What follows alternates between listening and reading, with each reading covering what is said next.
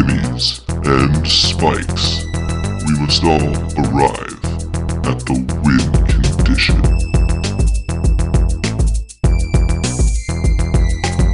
With the Lazatep plating. I don't know, we can leave the finance to the other people. That's a Pringle joke, isn't it? Hello again, and welcome back to the Win Condition Podcast, your source for lore, news, and brews in the MTG community. My name is Sean, I'm your host. I'm joined by my co-host Greg. How's it going, Greg? Doing pretty good today. Awesome. Absolutely incredible. And hey, man, it has been a minute since we have graced the airways with our podcast. I would just like to start out by saying sorry. We kind of left you hanging. Yeah, life kind of got in the way, and, well, you know how it goes. Absolutely. Changes in jobs. I got a divorce, and, you know, you find out a lot about priorities when it's just you and two kids, and there's a life ahead of you. So, you know, growing up is, what did Blink-182 say? I guess this is growing up. Oh, man, Hashtag no. not sponsored. What's my age again? That too. There you go. There you go. We don't want to get DMCA'd on this podcast, so we're moving right along. Anyway, so yeah, welcome back. We are definitely going to try to keep this show kind of as we have been doing it, kind of picking up where we left off. But in order to do that, we need to bridge a certain gap in the first part of our segment. Yeah. So, yeah, this is definitely a bridge here. Yes. Is it Why prismatic? don't we make... Well, only if you cast the backside. But what a good backside it is. Anyway, we're going to head on over to Lore Corner.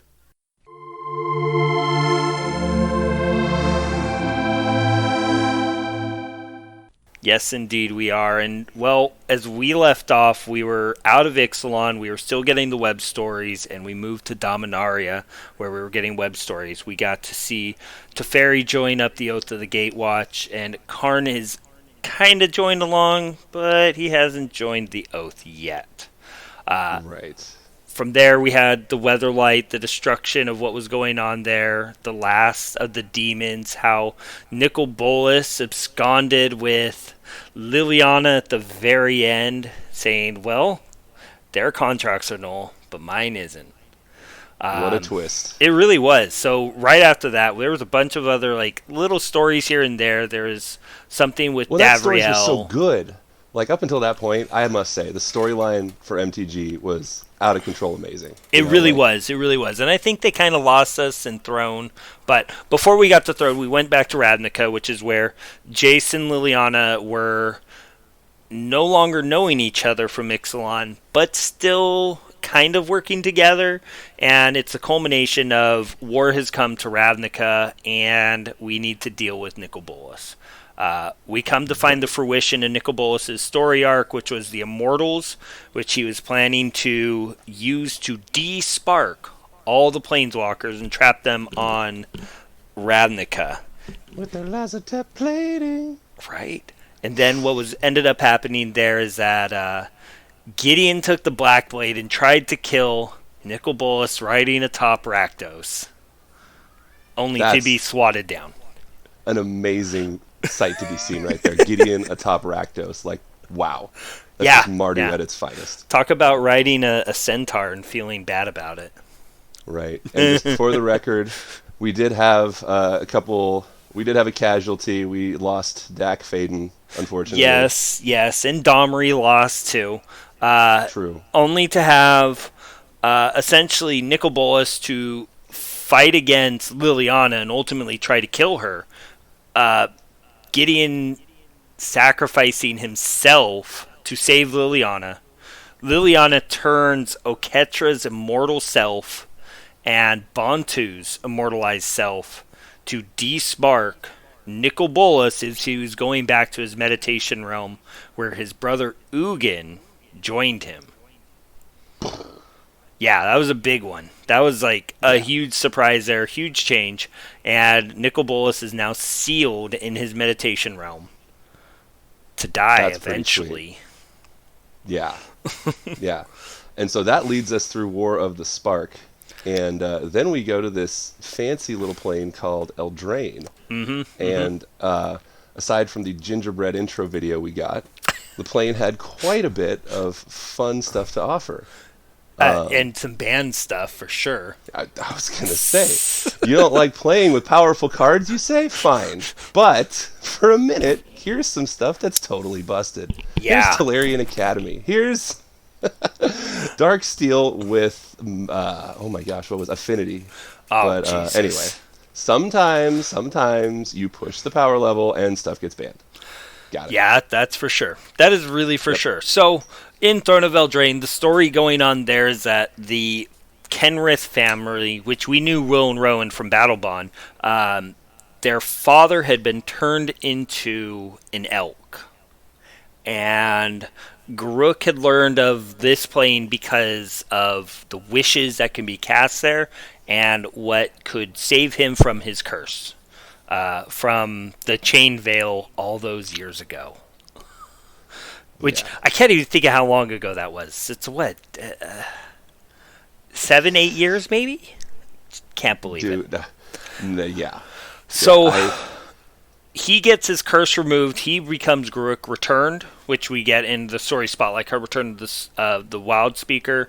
And he gets this because he finds Kenrith, the Returned King, which at that time, since he was able to return the king, save him, he got the curse removed, he vowed to be the protector of the children Kenrith. So that's Will and Rowan. So it's really funny to think about. They're a Temur colored combo. Now that he has the curse lifted, yes. Right? So that was the end of there. There wasn't too much going on. It was just simple and easy. Moving on from that, we go to Theros, Beyond Death, which is when we get Elspeth? Elspeth returns from the underworld. And Conquering death as she does. Right, and actually working with Death on this to lock away Heliod because he was rude. I want to say a stronger word, but I cannot. Right, we got a taste of it in the original Theros block, but yes. she came to seal the deal this time. Yeah, and so that was her returning, and I don't think anybody knows she's returned. Was there any other Planeswalkers that would know? Who else was on to Ashiok and... Doesn't care. No, I know, but who would have the other Planeswalker have been? God, that's terrible grammar. That was really bad, man. It was. So, yeah, we can't, unfortunately, recall the other Planeswalkers, but you're right. There's not too many people that know that Elspeth is back. I mean, it was kind of Calix interesting. was the other Planeswalker there, which he was a new one too. Thank you. Yeah. So it's very, very curious how you see the passing of one prominent white Planeswalker to be replaced by another prominent, not replaced, but you know what she I'm saying. hasn't came back to the story yet, so it'll be really interesting to see if she does come back to be a part of the Gatewatch, because she's always been against the persecution of people, so she may return. Right. We have Basri Ket. We also have Ajani as just other prominent white Planeswalkers. But Basri isn't anywhere close to Elspeth. Not yet. After Theros, Beyond next Death, Tibble? we went back to Ikoria, or we went to Ikoria for the first time, and this was a story of a world torn apart by monsters and humans. I thought it was a story about Godzilla. Whoa, that was I digress. alternate art cards, man. True. Those are amazing. Did you know they really were. Did you know that just a regular non-foil Ghidorah is like $95? Yeah, the Godzilla cards are really outrageously expensive. Kind of like that one card, the Void. The Void Winnow or the Death Corona. Oh yeah. Well, that was a hot minute when that was expensive, but then it went back down. Yeah, it really did, and it's just too many people on those hot words. Right. Yeah. Right. But I don't think there's too much story out of that. So. Right. Then we go back to Teferi set, and that's just really checking in with time and seeing what's going on there. We return to Zendikar, A World Changed. free of Eldrazi Right. for the first time in forever. And this sees Nissa and Nahiri kind of teaming up and going and butting heads a couple times because of the lithoform engine. And I can't remember what Nahiri was trying to do with it. Probably get back at Soren. Well, oh, that's right. He's out of the stone. Mm-hmm. He got out of the stone. Yeah, it's probably something to do with that. Yeah, she's pretty vengeful. You think? And it was really nice to see this. And this was post Nissa and Chandra's kind of breakup, which that was forced by other studios. Yeah. Well, that could be a whole entire episode just on that, which there definitely is a lot to say about that. But anyway, so going on from then, we go to Kaldheim, which is where there's tale of a giant pus oozing beast. So Kaya goes there, a part of the Gate Watch, to take it out. She's like, well, yeah, I could totally take it out. Whatever. Come to find out, this giant pus beast is actually the Phyrexian Vorinclex. And we actually don't know why he's there or how he's there. Nope. It's really, he's just there, and it's like, well, what's going on? How is this happening? And it was never brought up in the story as to how. It's just, we know it is. Right. And Tybalt is there trying to find the Allsword so he can, what feels like, be able to planeswalk without planeswalking. Right, so interject speculation here, because you had Elish Norn, but it was the original Elish Norn appearing with the Phyrexian writing on the card. And this is a new Vorinclex, which has the Phyrexian writing foil on the card. And of course, speculation abound that Jin-Gitaxias was going to be at Strixhaven, but, unfortunately we didn't see that happen. That did not happen. We do not know when Urabrask, nor do we know when Sheoldred might show up. Oh my god, can you imagine a new Sheoldred? That would be just ridiculous. But anyway, so Kaldheim brings us all the way to present with Harry at Strixhaven. No, don't say that word. You know better. I didn't say anything. But just remember, they're not guilds; they are colleges. They are, and the real biggest thing, like story-wise, is that this is the assault on the compound. And there's a lot of changes here. There's definitely been movement towards redoing so much.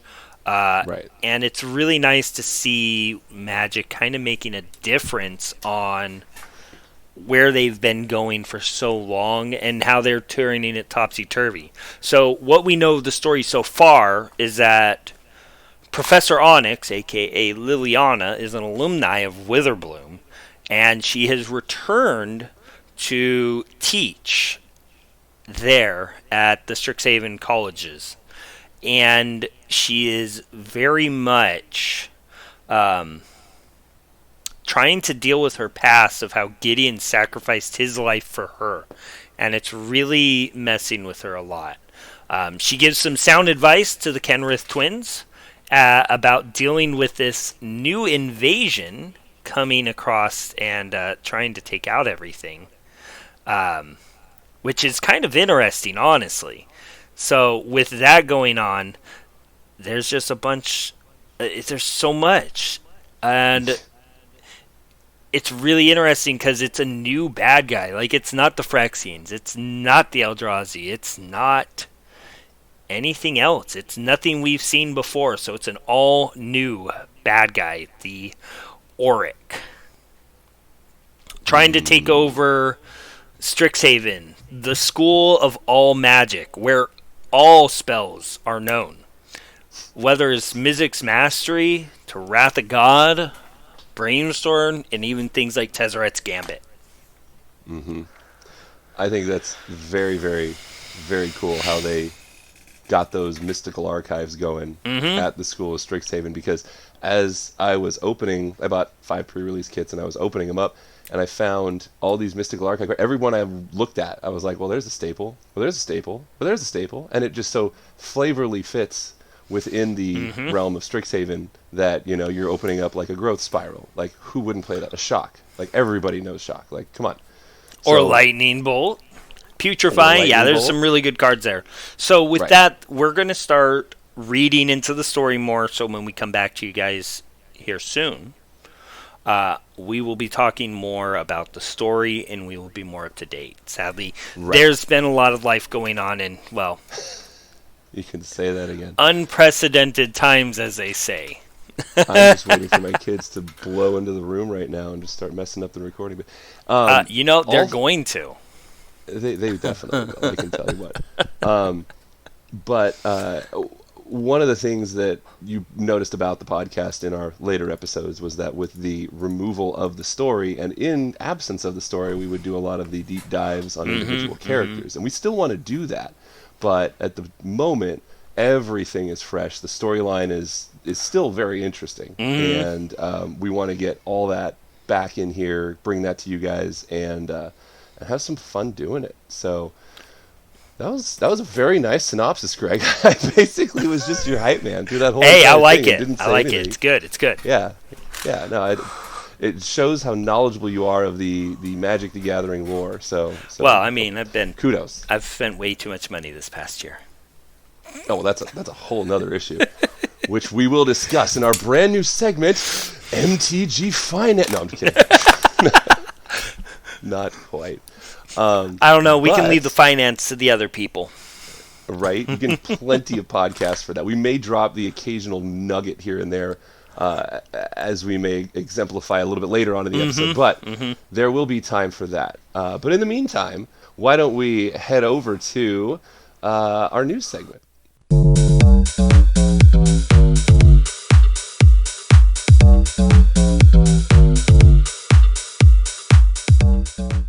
Yes. So news, man. What a year. I mean, we've been gone for 3 years, but this past year has seen so much change in Wizards of the Coast. Now that Hasbro is at the helm, of course, we're in, 4 years of Hasbro being in control of Wizards of the Coast now, and only now are they starting to get their own reins back again. So we're going to have another 2 years of booster pack fun, which of course has been amazing. And Yes. there's been so much. I mean, we've got everybody having to stay home, collecting unemployment, not spending money, being able to invest in so many different things, the reserve list spiking hard, and just, I can't wait to be able to play back in stores. So I'm going to go out on a limb here and say the timing couldn't be better, because with the stimulus checks coming out along with tax refunds, there's been a lot of people investing in reserve list cards. So It's for that sure, would definitely yeah. be driving the cost. Well, so for example, here's this is my little win. So I was looking through my cards. I have an incredible handle in my collection all of a sudden, right? Like I downsized everything to basically one ofs plus a couple extra staples because I play EDH most of the time. Some of you may refer to it as Commander. So when I was harnessing my collection on the TCG Player app on my phone, this is not an advertisement for TCG Player, but it's a great app. I was scanning all my cards in my collection, and I ran across Helm of Obedience, and at the time it was like a $25 card or something like that. So I just was like, hey, this hasn't popped yet, and I looked on Amazon. I found a play set for like $75 of 4 of them. So I snapped them up, and then 2 weeks later, boom, $100 card. Like that, I can't explain it. We can, and it happens. But when these things happen, it's just random. It's like, let's go after this card, let's go after that card. You get buyouts, you get price spikes. Yeah, it's a roller coaster, man. It really is a roller coaster. It's GameStop all the time. You want to emulate GameStop stock? Play Magic the Gathering Finance. Go to Oh town, my man. goodness. This is in no way an investment podcast. No, this is not. No, but you can see, to your point, Greg, you can see the set boosters, the collector boosters, Yes. the secret layer. This all happened goodness. within the last 3 years. It Just the did. I vomiting know. of So much products on us. product. And it's really scary to see because it's just, who has the money to spend in all this? Well, that's the thing, is they're not forcing you to buy it. It's true. It's your It's choice to buy everyone's it. choice to buy Buy it. what's It's not most like comfortable Wizards with. is making you poor. You know, Yes. like, whales will be whales. Like, why is everybody mad at that? Just because you can't have play sets of all extended art foil cards, you're mad? Okay, sure. Yeah, But I just, pretty you know, much. I we think the can- most upsetting thing that I've heard is we're going to have heavy bolters in Magic soon. Heavy bolters, please describe. Well, if you didn't know, there's the Universes Beyond IP coming to Wizards, Magic specifically. And we're going to be getting a draftable Lord of the Rings set. And Warhammer 40k Commander decks. Yep. Yeah. Yep. So those are some definitely big changes, and we already saw it with the Walking Dead Secret Lair, and a lot of people are in a big old uproar. But in all honesty, I'm excited to see it. I just want to see Wizards continue with their own intellectual properties. But I feel like things like Ikoria, Kaldheim, and Strixhaven are all very much private intellectual properties. I mean, they are kind of offtakes of other things, but they're their own story and different. So, Right, and I absolutely love the route they took with Ikoria specifically, because you have the cards that have their normal name, and then in the uber premium versions, it's in the likeness of the IP that you partnered with. And I think that's great, because you've seen alters, right, all the time, Yeah. and they look sweet. Why wouldn't you want professionally done digital art on something that you might be passionate about on a card, right, that has an alternate name that's its actual name in the storyline? Right? Yes. Like, I think they hit a home run with that, and they need to do that more often when they're doing these crossover IPs, not release individual cards only available by buying them directly from Wizards, right? And it's like... Yeah, you- no, I you- agree you- completely. You go with the physical cards, you got them from your LGS. That's where you started, you know? That's how this whole game started. And as soon as you start removing them out of the equation, you start making it just less and less about the gathering and more just about money and esports. So that's just my opinion. Which is a part of the problem that they're having to deal with right now, and I think they're dealing with it a lot better than some other games have been. So, Sure. to their credit, I think they're doing pretty okay. I think they're doing a great job. I mean, you can't compete with games like Hearthstone that can digitally Honestly, edit their cards I think on a moment's Hearthstone's kind of dying out now because Arena's on. Oh, what is that? Every mobile device that can hold it, iOS, Cheers Android. to mobile. Cheers to iOS. And hey, they knocked that one out of the park, man. I Yeah. remember there was so much skepticism about you couldn't play it on iOS, blah, blah, blah, whatever. Dude, they knocked that out of the friggin' park. I have had a couple of problems not being able to cast my foretold card, but other than that, the thing has been absolutely seamless. So It's been really kudos. strong. It's been great. I'm very happy with what they've presented to us and given us to play wherever we want. 100%. 100% agree. So seeing all these, just this new stuff, what we're going forward, what we're looking forward to, I'm actually really excited for the Forgotten Realms. I want a beholder creature. A beholder creature. What's a beholder creature? Well, beholder is a classic D&D trope creature. It's the floating eyeball with the eye stalks and eyes, and it petrifies things. I'm really excited to have eye creatures back. Okay. Okay. Well, isn't there an eye creature in Strixhaven? I think I was watching There was a limited an thing, and it was eye bat. that. Yeah, you learn. I think when it dies. Yeah.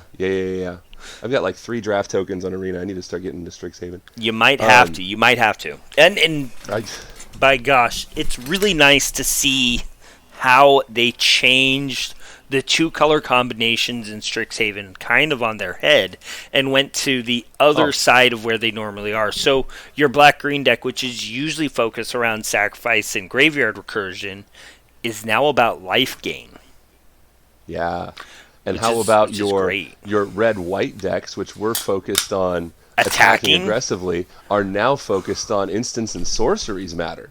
And Like- also some good artifact retrieval too. I mean, did Right. you see the what is it, the Soul Forge? That whenever one of your like artifacts die, you get a token of it, and then when the token dies, you get to return that card to your hand. That's insane. I did not That's see super that. strong. That's a mythic in Strixhaven. Yeah. Let me get back into this. Dude, there's so many new cards and new stuff to build coming out constantly. Spell Table came out since we last Oh talked. my goodness, you are correct. We didn't. The stuff that's been happening has forced people to evolve and adapt and play in different ways, and that's amazing. Like, I mean, I'm fortunate enough to have a roommate who plays EDH, so I was actually able to play some paper. But other than that, once webcam EDH came out, you remember when we were doing that stuff? Yeah, no, I remember doing it on Twitch. Go check out YouTube, The Win Condition. We uploaded some videos of ourselves playing EDH against each other. The overlay, everything. Those were some heydays, man. Way before everybody else was even thinking about it. Exactly. My friend posted a picture of my PVC pipe setup on Reddit, and all of a sudden people were like chatting about it and stuff, like before this whole thing came out. That's funny. And of course, what I told him was like, zoom in on that playmat. Is that my last name? He goes, dude, I'll erase it. I'm like, no, it's fine. I'm just messing with you. It's okay. But webcam EDH has been amazing. The best thing since 2020. Yeah. You mean 2019? Since 2019. Yeah. Well, no, Oko was the best thing in 2019. But man. Only for a while. After that. You sure it wasn't Once Upon a Time? I looked at that card and I'm like, this is busted. No doubt. No doubt. It was really good. It was really good. Yeah. All right. So I feel it's a lot of... Real quick interjection. Competitive Magic streaming. Your thoughts? So there's been so much change that I think the scariest thing is that the creator program got cut. The the early Magic event? Creator program. That's true. I did hear about that. Yeah, and I was like, I can't believe that they would cut that, because I think it was able to develop a lot of I can. What Hasbro looks at that and goes, what is this? Why is it not making us money? I mean, the better way to look at it is it's advertising on the cheap. It is. That's really what it was. Why else would you cut it? But I think really what it was is that because it was early access information, people were abusing that and leaking the information as well. Well, I'll tell you one thing. People who do those early access events, streamers, accounted from hearing several of them discuss this, who will remain anonymous, is they make a lot of money on these pre-release events through subs, through donations, through whatever. And to remove that from the lineup is essentially taking money out of their pocket, which is very, it's disheartening. So here's a big part. They can do other stuff in its place. A lot of the legal troubles that Wizard has been in with the whole judge program, and it could be the same exact thing where one of those people was like, hey, I'm not getting enough money. I need you guys to support me, because in some weird ways, if Wizards is giving access to those streamers and they're making money on that, is Wizards an employer for them? It's true, but you also got to think that who are these streamers advertising to? They're advertising to the current gaming audience. Right. And they want to spend their money attracting new viewers, new players. So it could be just a legal thing, and it could be something that can return, I hope. Sure. It could be a combination of all of it. It's mere speculation. We're not experts on the matter, but true. Based off of what I've heard and whatever, it's tough. But yeah. Unfortunately, it's like, what are you gonna do? Just keep buying Magic cards. Well, I mean, you get two choices. One, you support them, or you stop supporting them. Right. Yeah. Yeah. It is totally your choice. Like we were saying earlier, with the flood of product, it's your choice to buy everything. So have at it. It really is. It really is. Yeah. So what are your thoughts? Just because it's new, what are your thoughts on this early access Secret Layers subscription?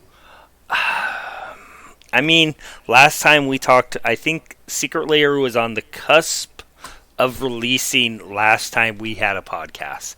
And I have a fundamental issue with that, as I was at one point a card store owner. And Okay. with them going to this direct release, it cuts out card stores from being able to be a part of single sales. So it's like Right. it's deterring card stores from being opened because Right. at So the end of the day, you want to be able to have people have a place to play, and they're cutting that out. And it's kind of like, why would you even want to do that? Right. So to catch people up in case this is the first time you've heard and we're your only source of information for Magic, which, by the way, that's awesome. Thank you Yes. for being so cool. Secret Layers have been introduced since we last talked and are a collection of cards that are advertised beforehand, and then you can order them online. You used to have a very, very brief window of time in which to order them, Which has fed to gotten a little FOMO, bit fed- opened up.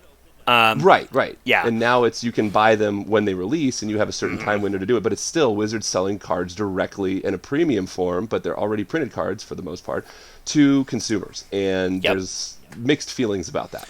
Hey, But anyway, there's been several Secret yeah. Layer drops since they started, and they're not planning on stopping. So you No. can buy a subscription, which gives you early access to purchase these Secret Layers before everyone else gets to. Does it And I don't know if there's a does it discount give on that. cards? It might. It might. I don't know. My memory See, is like quite hazy on it, but it's still in its infantile state for this, thing. right. And Right. we'll have to wait and see some more. But Yes. I mean, I'm not a fan of paying money to have early access to something. That's not worth it to me. I can But wait there like are the rest people of the who do. people. I Yeah, know. there's You're the- right. And the Yeah. people that do is the opportunists, because have you seen, so for instance, do you know what the price is for a non-foil Croxa from No. Theros? No. Have you looked it up recently?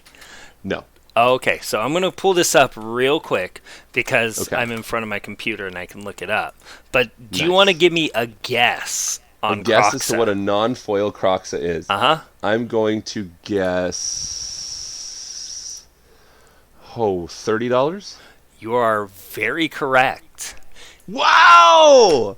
And this Oh is a my- card that's not really getting played in a bunch of events. It's got some playability, but like compared to Uro, which was format defining, Have you played Arena? Have you played Historic? Have you seen Rakdos Historic with Croxa? I have not. and Is it that Claim good? Fame? Is it really that good? Oh my Okay, god, it's my okay. favorite deck in Historic to play. All right, You all right. you Croxa, you claim your Croxa, and then you haste. No, you don't haste him because he'll die. But yeah, it's brutal. He's very, very, Okay. very hard to. He's a good guy. So the big one that was released recently is we had the announcement for the Kaldheim artwork for those, and you would get for $30 or $35, you get the Croxa, you get a Grave Titan and an Inferno Titan Art is sweet. in the The art is Kaldheim art. sweet. So right now, the Kaldheim art for Croxa is $37 market, and listings are as low as $55 non-foil. Okay. So Well, it's printing bigger money than what's even released already, and it's just the fact true. that What- stores really don't have an opportunity. Like if, for instance, this subscription service was provided to stores at no cost. Like Sure. premium stores have access to buy Secret Layers directly in cases. And they're able to have them in store for market selling or anything like that, that would be much better. And I would have sure, I less agree, problems with it. 100%. Right. And the fact that hasn't been conversed, there's nothing like that for stores. I really have it's uncomfortable for storefronts. Right. So, well, on that note, when I went to go pick up my 5 pre-release kits to open, you purchase it from the right LGS, a fortunate enough LGS, and they provide prize support. To be Right. like, hey, thanks for purchasing a pre-release kit. Here's your extra pack. So not only do you get, the 5 pre-release kits, but you get I got 6. I don't know why. Maybe it was an extra one. But yeah, there's definite benefits to go into your LGS to buy your stuff. Right. Sure, you can order it online. It'll get there whenever. But, tough times. You want to support your LGS because when they open back up, you want them to be able to, support your habits, addictive habits, right? Yes, no, shoot up you all were the time. correct. You're correct. Yes, And exactly. it's why I've continued buying all sorts of packs from my local store and supporting them, because my friends are all people who are like, yeah, I don't want to spend that extra $20 on a box. And I'm like, why not? Don't you want the store to be there? Yep. Anyhow, Absolutely. enough Anyway. about that. I think Right. I'm excited and sad about it, because Wizards being able to literally print money into the hands of the people, it enables backpack gamers, and I don't know, maybe stores need to be on it and buying it, and I don't know if they are or aren't. I know Well- my store isn't.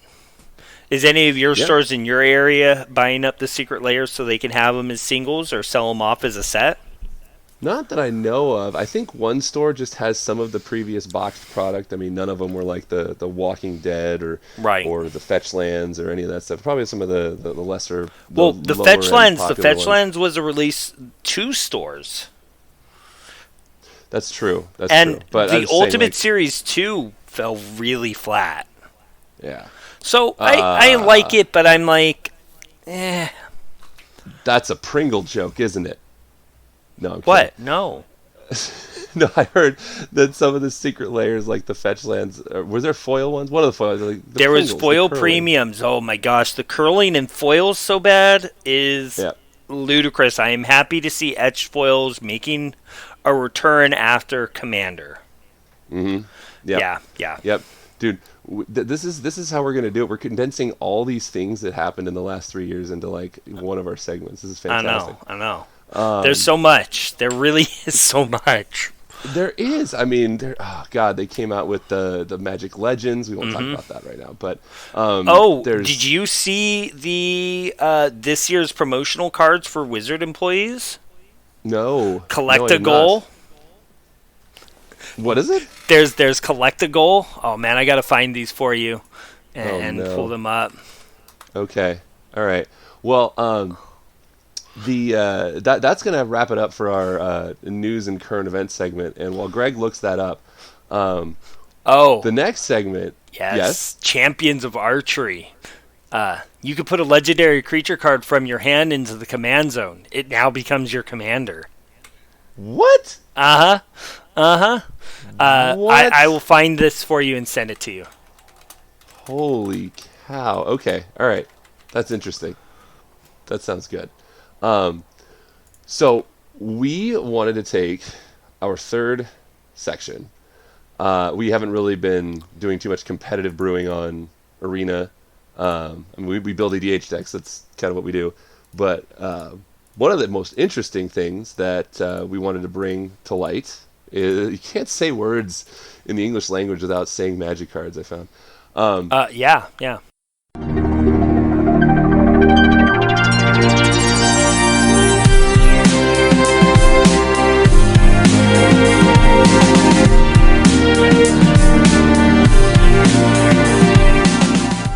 We wanted to go over the incredibly higher power level of the most recent Commander decks from Kaldheim and Return to Yes. Zendikar. No, yes. Zendikar Rising. Zendikar Rising.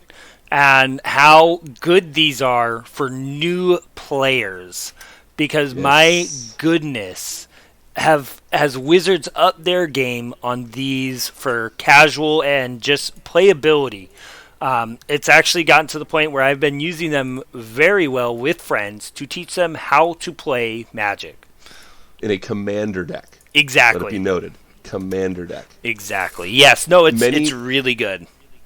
Yeah, there's been a lot of talk about if you want to introduce somebody to Commander, Commander might be a bit of a too complicated format or something like that. And the reality is, it's the most fun format. It Especially really for is. Like, it casual replaced players. kitchen table Magic, a decade ago, and it's been the forefront of casual play, and it's just done wonders for the Magic community. Yes, So, totally agree. like I was talking We have- about, we have the we'll go back to Zendikar Rising, which is the ones that I think are some of the best ones that they've released. So you have the Land's Wrath deck, which is a Naya colored landfall deck. which gives you Yes. 3 new cards. You have Oboon, Trove Warden, Geode Rager. And a few of the reprints in there that are super strong. You got Admonition Angel, Rampaging Balos, Sun Titan, Omnath, Locus of Rage. Just a bunch of really strong cards. And really what it is that if you're looking for a Lands Matters deck that's simple and easy for somebody to start getting into, recognizing triggers and putting out a bunch of stuff, this deck was amazing. Yes. So many good cards. Lots of play, lots of good targeted removal, which is something that they didn't used to do.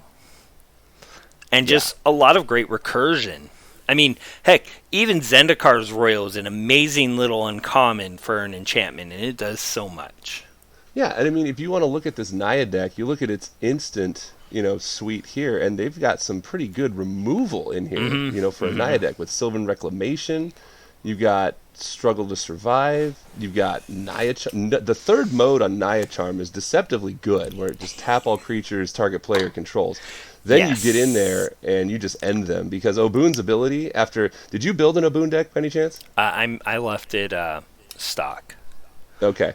Yeah, he was so much fun to focus in on the lands that he creates and making them insanely powerful, not to mention doubling the number of counters on him and all that good stuff. But you can definitely see that if you can just get through with him and you put like a Sword of Feast and Famine on him, you just start to go nuts. And the whole landfall ability, he's a really, really fun commander to build. He's a super powerhouse, right?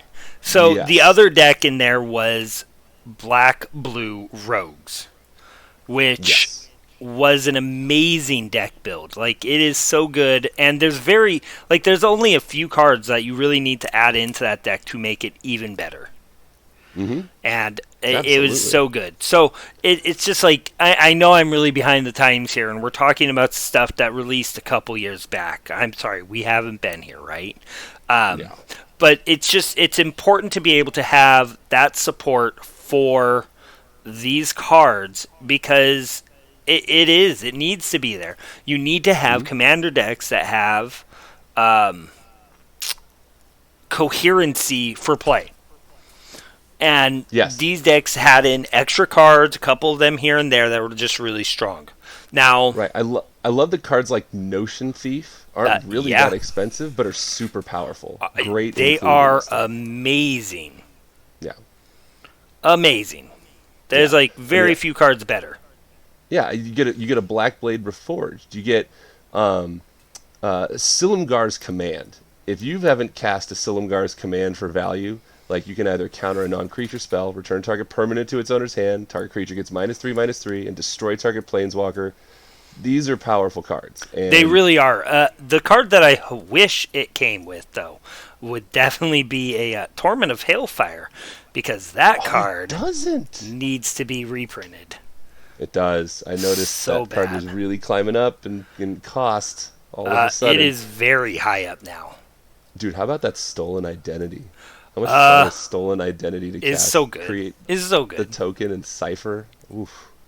Yeah. No, this Underutilized is... ability. They did a really great job. This was a well-thought-out set. And then moving forward into Kaldheim, sadly, I wasn't too impressed with the blue-white deck, but that black-green deck is something to behold.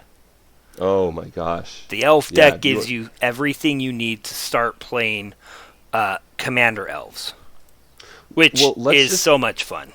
Yeah, let's just talk about the commander here, Lathril, Blade of Elves. So for 2 black and a green, you get a 2/3 legendary elf noble with menace. And when Lathril deals combat damage to a player, create that many 1/1 green elf warrior creature tokens. And she also has tap 10 untapped elves you control. Each opponent loses 10 life and you gain 10 life. All right, Greg, go. Oh my goodness, there's this really new card that's extremely busted. It's called Belladros Witherbloom. I don't know, I think you get to pay 10 life and untap all your lands. I gain 10 life off of this. It gives me an untap lands, and then I just get to do everything. So the biggest part about this card is that giving you tokens when she attacks and being able to tap those tokens to deal direct damage, because at some point your elves are going to get really weak and small compared to maybe that Rampaging Balos Landfall, or just numbers of different other things. And being able to use this and get those triggers off every upkeep, if you get a Seedborn Muse or an Awakening, just gives you so much play. You know what So else good. you should throw in this deck? Patron of the Orochi. Oh my goodness. That I chips don't you know. an Is it extra Nature's untap Will there. too? Is that not a bad Oh, one? man. Jeez, there's so many good cards. Yep. So much. And it's just really exciting to see that these precons, they're easy for people to get into. They're strong. Like, I can play some of these against my build decks and still lose, Right. which is And pretty you can good. pick them up out of the box and play them and experience some extremely powerful interactions. you Yes, know? Or yes. you could take them, tune them, and make them just an absolute ridiculous powerhouse. Exactly.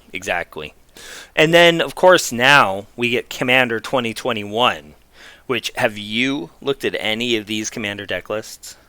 Sadly, I have not, but I'm willing to. Oh my take a goodness. peek. There is so many good cards in this. I mean, pretty much every deck got like 20 new cards that were never printed before. 20? Each deck gets 20? There's No way. 81 new cards between all 5 decks. So it might not be 20. It might be like 13-ish. What's the focus? Is it color combinations? Is it So, going over it, you start with Lorehold Legacies, which is your red-white. So, Osgir the Reconstructor, which is your commander for that, focuses on sacrificing artifacts and then taking the artifacts from your graveyard and making tokens of them. And not just one. So, you exile 1 artifact from your graveyard to get 2 copies of it. Oh man. Just imagine having an anointed procession with this guy. Oh yeah, sure. I'll pay 4, exile my Solemn Simulacrum, and get 4 Solemns. Dude. That's so good. That's so good.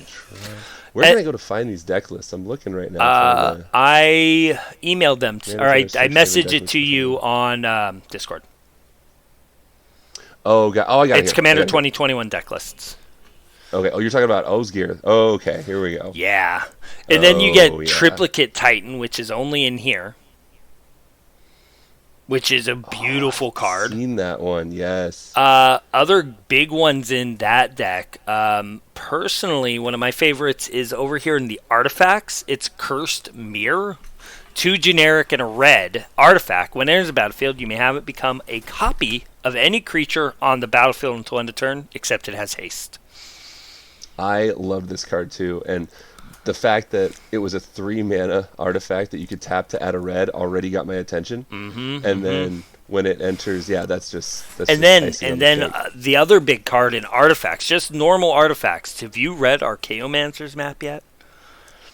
Archaeomancer's map, 2 and a white for an artifact. Says when it enters the battlefield, search your library for up to 2 basic playing cards, reveal them, and put them into your hand, then shuffle your library. Whenever a land enters the battlefield under your opponent's control, if that player controls more lands than you may put a land card from your hand on the battlefield. That's some white ramp. That is finally that is some good white ramp. burgeoning plus cultivate. Yeah. That's pretty much Wow. what it is. Okay. All of a sudden, Right? It's White's getting really, some help. really strong. It does a lot of good things for white. It's about time we finally see some good cards. And then you've got the other new white staple, Monologue Tax. staple? Staple. You think that's a staple? It's a staple.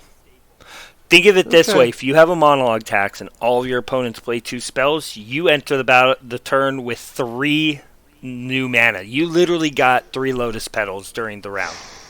I guess you're right. Okay. How It's a strong good is card. how strong is an extra Lotus, right? I mean, an extra Lotus is Commander's strong. Lotus, or what is it? Jeweled Jeweled Lotus. Lotus? Jeweled Lotus, that's what, $100 still? This is true. But And it's that's a literally what zero-drop you do. artifact that can be recurred, not a token that eliminates itself after it goes away. Oh, yeah. But this card gives it to you for the rest of the game as long as it stays out. No, I get it. No, that's really, really good. It does a lot of what you already want to be doing. And then there's some other great cards like Hellkite Tyrant getting a reprint in here, Scrap Trawler. Like, this is Hellkite Tyrant focused was like my towards favorite dragon back in the day. Osgir as a Oh, commander. man. Yeah. I would fetch up Hellkite Tyrant with my 0 Land of the Claw. Like first turn always, just trying to hammer as much damage in as I So can. good. So good. Still have my Right. Zerlin of the Claw Commander deck. Beautiful. I need to rebuild mine. So then we move on to the Prismari deck. We've got Zafe, Thunder Conductor. Collector? It says Conductor on the top, but it says Collector at the bottom. What's going on, Greg? What's going on There's with this been card? some grammatical issues going on right now for these sets. I don't know if it's not enough people in the office or not enough people checking it, but there's definitely some grammatical errors and some mana cost errors on some cards. Like Home Jodzi. has made some people lazy. I'm not saying it. I've been working from a business point ever since June of last year. Yeah, you know what? It happens. People are allowed to make mistakes unless they work for Wizards of the Coast. And then in Right, that case, they're right. supposed And to then be they perfect. can't. And Well, just look at Twitter. There you go. so I got lucky, and I had a storefront that was allowing for commander decks to be purchased and met up with your friends. I have some friends that I play with outside of stores, and this deck is explosive. The Dude. where's the spell? Is it Creative Technique? Down there in sorceries. 4 generic and a red sorcery with Demonstrate. Demonstrate is a new ability that each deck has one of these. So it allows you to play the spell and you get it as you get it. If you choose to Demonstrate, you give a copy of this spell to an opponent and you get to copy the spell. So by casting this once, you can give somebody else a copy and you get 2. Dude. And this card allows you to shuffle your deck up and randomly cast a spell. So, a card that's really like this is called Mind's Desire with Storm. Mm-hmm. And that's in the deck. Jeez. On top Oh of my that, gosh. Zafai triggers off of every time you copy a spell. So if you have Zafai out when you cast your creative technique, you're casting the spell and making 2 copies, which would give you 3 4/4s and 3 Scry 1 triggers. Yeah. And just Well- imagine if you get to storm off of that and continue going. I'm looking here at Octavia, Living Thesis. Oh, This yes. thing is crazy. For 8 blue, you get an 8/8 with Ward 8. So I got to one of my buddies was playing this deck, and I was playing the Quandrix deck, and I had an Essex out. So I made a copy. So I made a token during my turn. And I'm like, yeah, it's an Octavia. But because the one I'm making comes in with extra 1/1 counters, my Octavia is bigger than your Octavia. But yeah, I mean, whenever you cast or copy an instant or sorcery spell, target creature has base power and toughness 8/8 until end of turn. Yeah, it's so good. That's also a way that you could turn your opponent's what's that thing called? Not Extinction. Lord of Extinction? Yeah, it's an 8/8. Oh Just in case you had to man, punch through with, those like, big 'cause ones. It's not yes. you control. You You're can right. make anyone else's thing into an 8/8, which is interesting. I like that. Yeah, it's really strong. There's a lot of great stuff in here.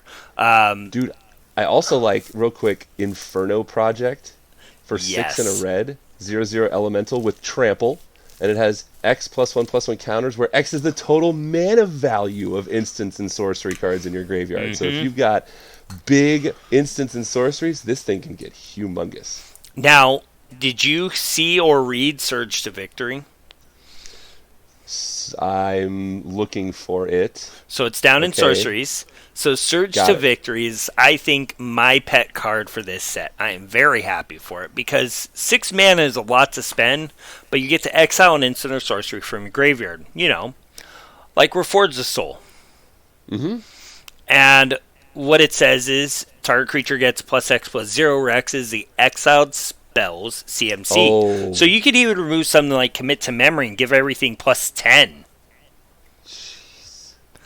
And it also says that whenever a creature you control deals combat damage to a player, you get to cast the spell exiled by this for free. This is that cipher For mechanic each coming back creature. on the card. Yeah. So if you did that Wow. with, say, like a Time Warp or a Temporal Trespass, if Sure. it was like ditched into your graveyard, you can take a bunch of extra turns. Sure. Yeah, Sure. it's super strong. It does a lot of good things, and I'm very excited to put this in my Brutaclad deck. I think that you are absolutely correct. So you know what? I think that we should actually put a stop here and we can discuss the other commander decks in a next episode, because we're kind of approaching that time right now. That's not a bad idea, and that will leave some more to come. Exactly. And we also, I forgot this part in the very beginning.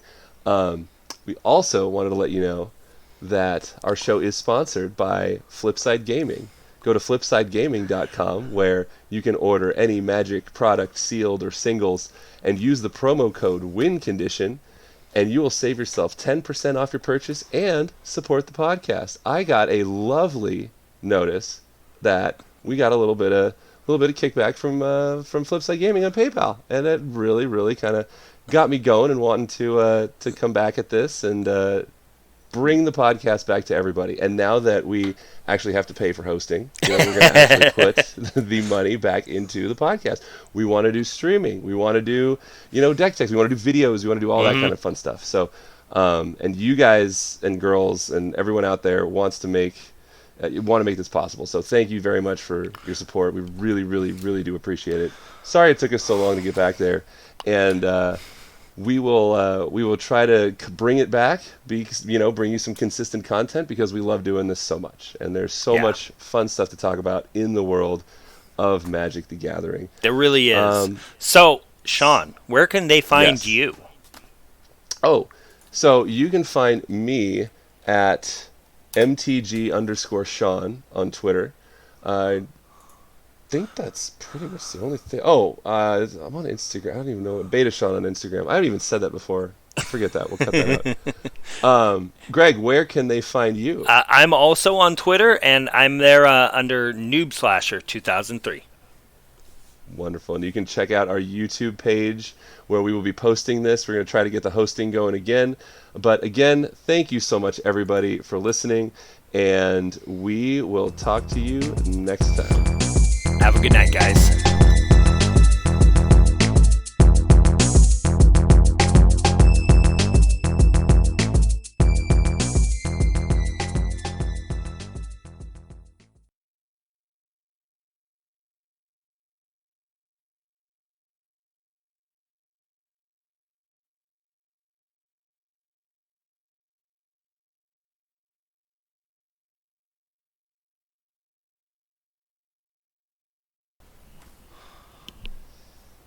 Okay, so I think I might remember how to roll into this. You're probably a lot better at it than I am. I should have done the one thing and listened to a damn episode before we start to record, just to see. Here's the thing, though. My Mac got wiped, so I don't have any of the sound effect files saved anymore. Oh, no. I'm gonna have to go and find the audio of the podcast and try to splice it out of there and see what we can do. Hopefully. Hopefully, yeah. All right, let's try it. Let's see if we can just roll into this. Hold on. By the way, What did we call it again? The win condition. Now get this. Okay, get this. Remember how we had a sponsor? Uh-huh. Is it still there? I got $12 deposited into my PayPal account. It was like 4 months ago. They hit me up on Twitter and were like, "Hey, were you working with some dude named this from Flipside Gaming?" I'm like, "Yeah." And he goes, "Oh, well, there's money that we need to send you that we never did." And I'm like, "Oh, okay." I didn't even know what to expect. And it was like, "Yeah, here's $12." I'm like, "Wow, okay, interesting." Hey. So, yeah, I mean, people used it. We might be onto something. Well, So, SoundCloud no longer hosts the audio. Yeah, we'll and Shout Engine, where I used to upload this stuff, doesn't do it for free anymore. So we'll need to put that money towards hosting fees. And if we can keep making enough to stay hosted, then we'll keep it on the air.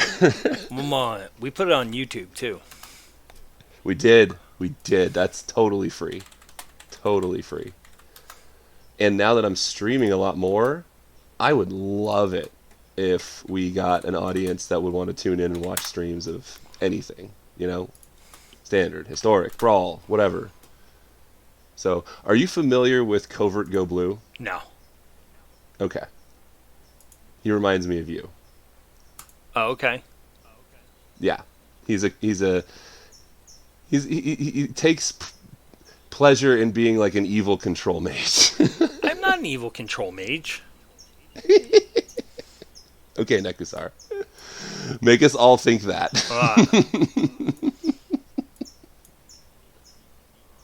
Okay.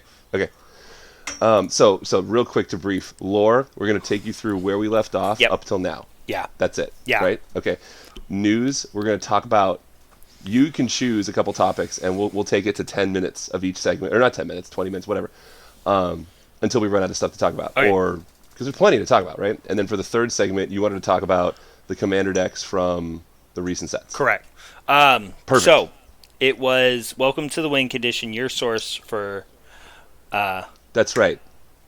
Hello again, and welcome to the Back to the Win Condition podcast, your source for lore, news, and brews in the MTG community. My name is Sean. I'm your host. I'm joined by my co-host. Okay, I got it. All right. You got a lot better than I do. Oh, thank you. I did not like I haven't had practice 3 years ago. Right. Okay, here we go.